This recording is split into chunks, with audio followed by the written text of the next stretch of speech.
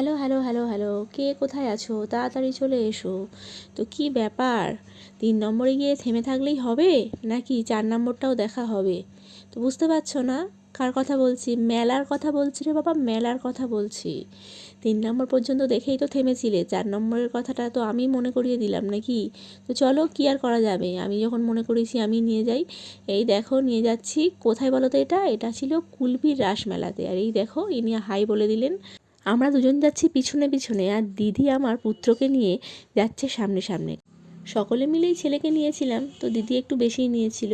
তো এই দেখতেই পাচ্ছ তোমরা, আসতে না আসতেই তোমাদেরকে রাধা মাধবের সঙ্গে পরিচয় করিয়ে দিলাম। কি সুন্দর না, অপূর্ব, খুব সুন্দর লাগছিল। সত্যিই ঠাকুরগুলো খুব সুন্দর হয়েছিল। প্যান্ডেলের কারুকার্যটাও তোমরা তো নিশ্চয়ই দেখতে পাচ্ছ, সত্যিই অসাধারণ।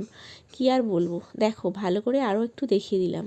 মানে কি বলবো, চোখ ফেরানো যাচ্ছিল না জাস্ট। আর নিচে দেখতে পাচ্ছ কত ঠাকুর সখী।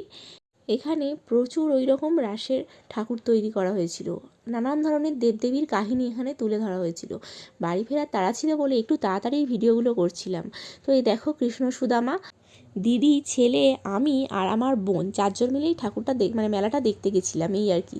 তো এই জন্যে বাড়ি ফেরার তাড়া ছিল, তাই তাড়াতাড়ি করে ভিডিওগুলো করে নিচ্ছিলাম। আর এখানে তোমরা নানান ধরনের দেবদেবী দেখতে পাচ্ছ। আর এই দেখো ইস্কনের রাধা মাধব, কী অপূর্ব তাই না? জাস্ট না, চোখ ফেরানো যাচ্ছিল না, সত্যিই খুব সুন্দর। মেলাটা কিন্তু খুব বড় ছিল। আর এখানে তোমরা দেখতেই পাচ্ছ তারা মা। তো জয় তারা বলে একবার কমেন্টে লিখে যেও। ছেলে আমার মেলাতে এলে বেশ খুশিই হয়, চুপচাপ থাকে, খুব একটা ডিস্টার্ব করে না। মানে এত আলো এত লোকজন দেখে ও বেশ ভালো খুশিতেই থাকে দেখেছি। আর এখানে তোমরা দেখতে পাচ্ছ জগন্নাথ, বলরাম আর সুভদ্রা। তো কি সুন্দর না, পুরীধামে। কে কে পুরীতে গেছো সেটাও কিন্তু কমেন্ট করো। আর এইটা না কি বলবো, খুব সুন্দর, খুব সুন্দর, মানে খুব সুন্দর। মানে তোমরা যদি সামন থেকে দেখতে না, কি বলবো, মানে ওখানে দাঁড়িয়েই দেখতে হতো। তো কি মেলায় গেছি, তাড়াতাড়ি করে ফটাফট তো ছবিগুলোও তুলে নিলাম, মানে ভিডিওগুলো করে নিলাম।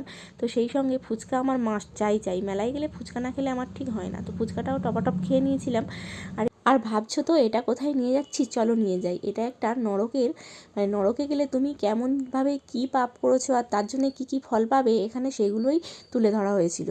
তো অনেকেই বলছিল দিদির বাড়িতে যে ওখানে ঢুকলে নাকি খুব ভয় লাগবে। তো ভয় আমার খুব লাগেনি, কারণ ওখানে একটু সাউন্ডগুলো, মানে ওই যেগুলো কান্নার সাউন্ড এই ধরনের কিছু দেওয়া হয়েছিল। ভয় লাগেনি, তবে কী কী পাপ করলে তুমি কেমনভাবে শাস্তি পাবে সেগুলোই এখানে তুলে ধরা হয়েছিল। ভেবেছিলাম ছেলেও হয়তো ভয় পাবে, কিন্তু ছেলেও একদম ভয় পায়নি। কারণ অনেকে বলেছিল এখানে কুপকুপে অন্ধকার থাকবে, তো কুপকুপে অন্ধকারও কই ছিল না। তো মোটামুটি আলোই ছিল দেখলাম, আর লোকজনও দেখছে, তো কেউ সেরমভাবে ভয় পায়নি। তবে সাউন্ডগুলো একটু ভয়ানক টাইপেরই ছিল। তো দাঁড়াও, তোমাদেরকে একটু অরিজিনাল সাউন্ডগুলো শোনাই।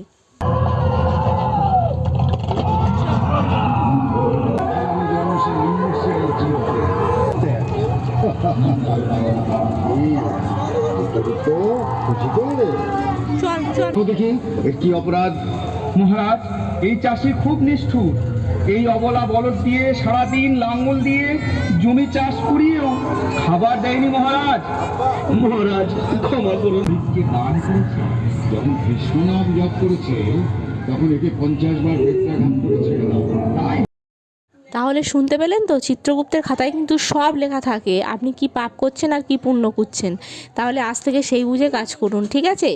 তো এইগুলো দেখে ঠেকেই আমরা বেরিয়ে পড়েছিলাম বাড়ির দিকে। তো বাড়ি যাওয়ার পথে কিছু ছেলের জন্য খেলনা ও ভাইপোর জন্য খেলনা ও কিছু খাবার কিনেছিলাম। তো খাবারগুলো মোটামুটি সব কিছুই মিলিয়ে মিশিয়ে খেয়েছি। তো 2 রকমের পকোড়া কিনেছিলাম। একটা ছোটো পকোড়া, সেটা মোটামুটি বেশ ভালোই ছিল।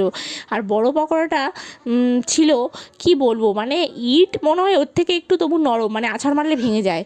তো বড় পকোড়াটা এত বীভৎস বিশ্রী ছিল যে দোকানের সামনে যদি দাঁড়িয়ে খেতাম না, ওই দোকানদারকে মাথায় ছুঁড়ে মারতাম। তো চলে এসেছি বাস স্ট্যান্ডে, এসে দাঁড়িয়ে পড়েছি, কারণ ওই পাশ থেকে দিদির ছেলে আসবে, ও গাড়িতেই আসছিল সিট নিয়ে।